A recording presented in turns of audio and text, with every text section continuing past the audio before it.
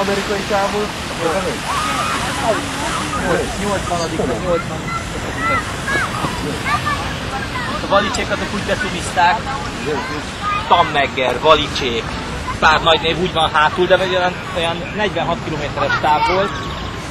Ezek a Renáta, meg ilyenek célba értek. Ilyen faszkadisznyák tudod. Hallottad, hogy volt még egy... Hányan voltak a célban? Az kurva jó. Azt aztán még nem hallottam. Egy nap volt ez.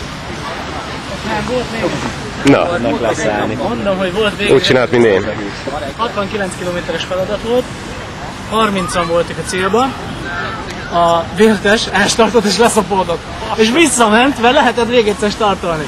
És elstartott még egyszer, befogta a fél mezőnyt, és 1 kilométerrel a cél előtt szállt le, a Losi meg az utolsó fordulópont előtt.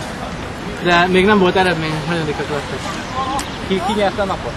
Nem is ilyeneket nem értem, a hivatalos weblapon meg még nem volt meg az eredmény. Csak az volt, hogy érvényes a TASZ, 69 kilcsi. Robert Bernak az úton elsőssel lesz az első.